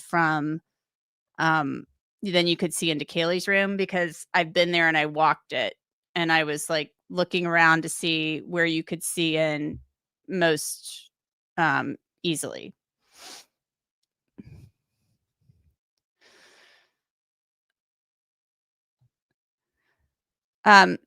So Anne, she's saying, I thought there were reports now that Ellie thought there was a second weapon of some sort involved. I'm going to have to look for that. Ann Taylor had an expert at trial who was going to testify that there were two weapons involved due to differences in the injuries, according to her and her expert.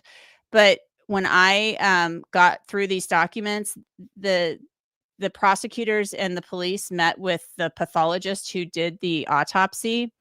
And the pathologist who did the autopsy, they describe, these documents describe that they had a K-bar and they pulled it out and they showed it to the pathologist in Spokane. And the pathologist said that she believed that the injuries were all caused by a K-bar knife. It might have been a him. I apologize. But I can pull up that document. It's just there's 300 of them and I don't have that one readily available. Or maybe I do. Here we go. Yes, I do have that document. I apologize. Here it is. This is from June 28th of 2023. I met with, on June 27th, 2023,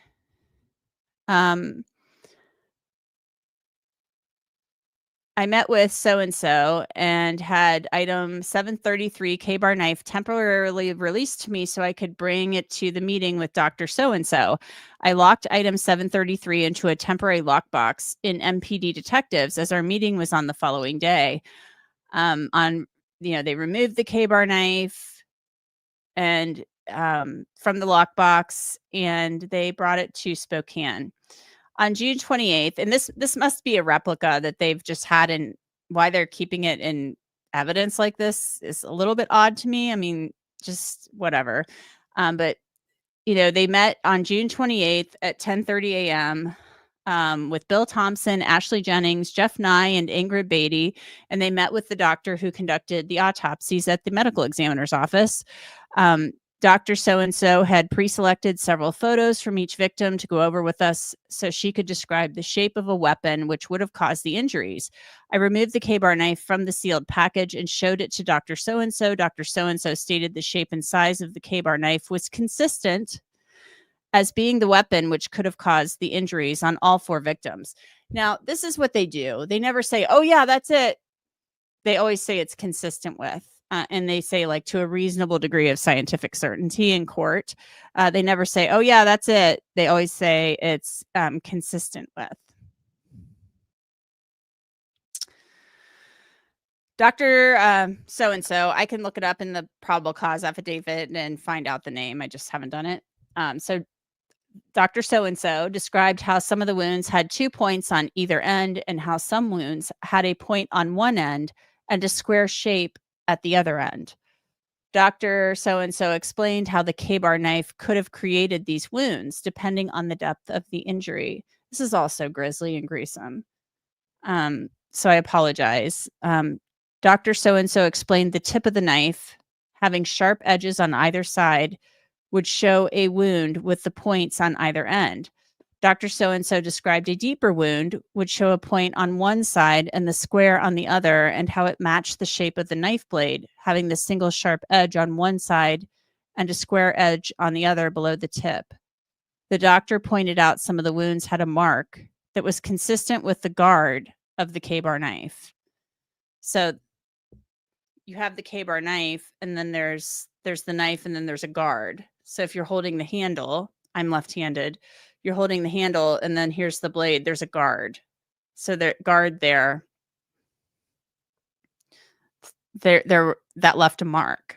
So this knife was put in deeply into these victims.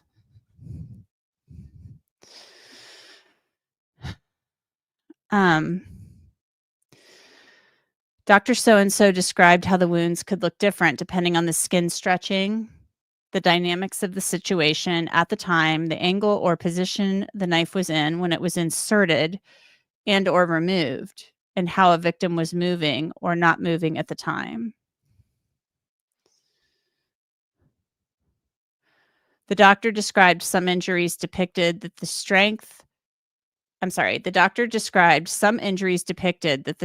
the weapon itself and the force used would have been great.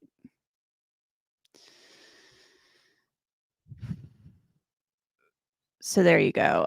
Kelly D, thank you. Dr. Veena Singh is the chief medical examiner of Spokane County. Yes, thank you. And Latah County contracts with them to conduct their autopsies.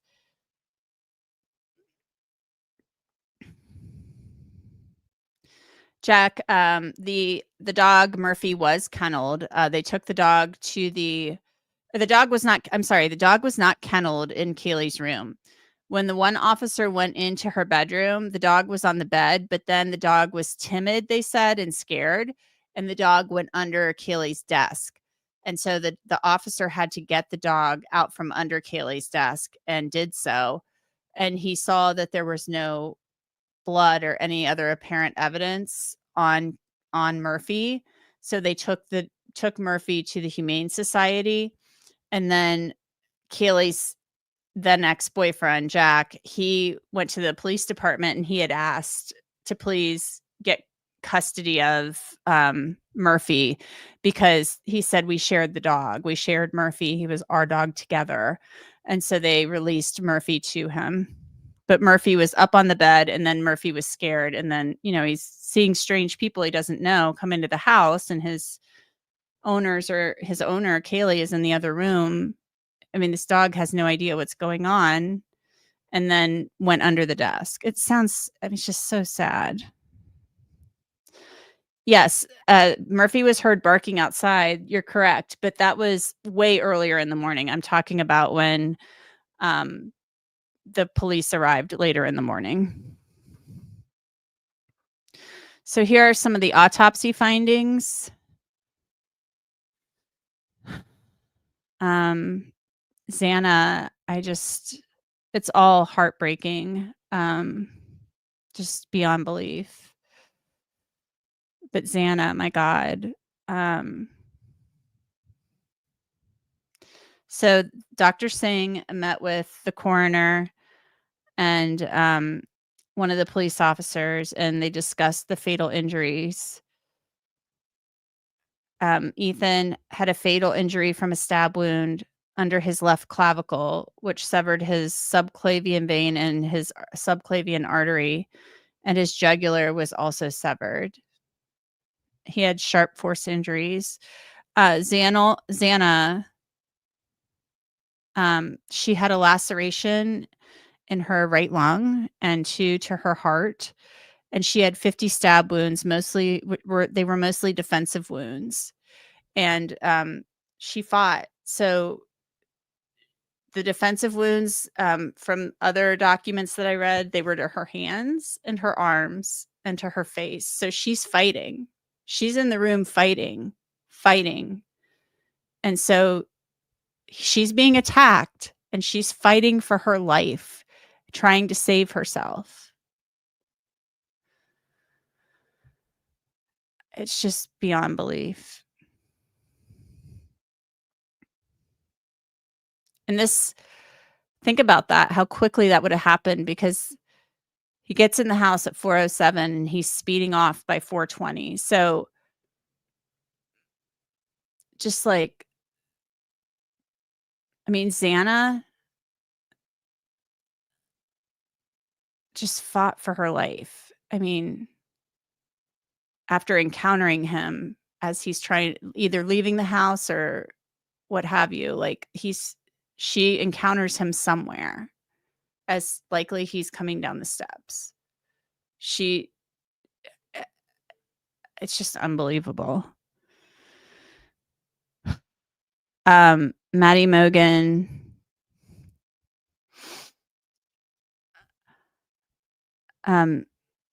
Sorry guys, I'm trying to see the document here. She had also a stab wound to her liver and her lung.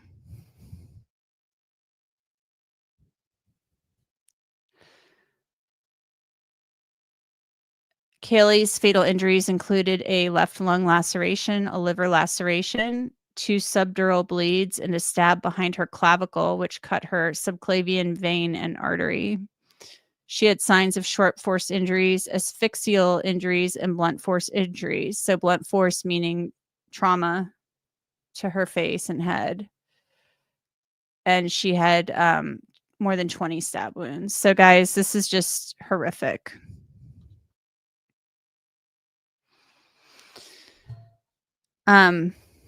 So guys, I think that's going to be it for tonight. I really appreciate everybody coming out.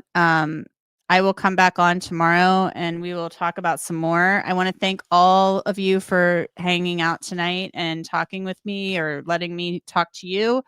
And thank you to the moderators, to Melmac, Monty, moderator, the docket, all my moderators. Thank you so much for helping me out tonight. And thank you to all of you. We can revisit tomorrow. And again, thank you so much for being here. Remember to like and subscribe. I have more documents to go over with you. And I will schedule this out for tomorrow and we will go through more of them. Again, let me know where you were watching from. I so appreciate it. And I will see you back here soon. There's a lot more to discuss. And we'll go through a lot more. Talk to you soon, everybody. Bye-bye.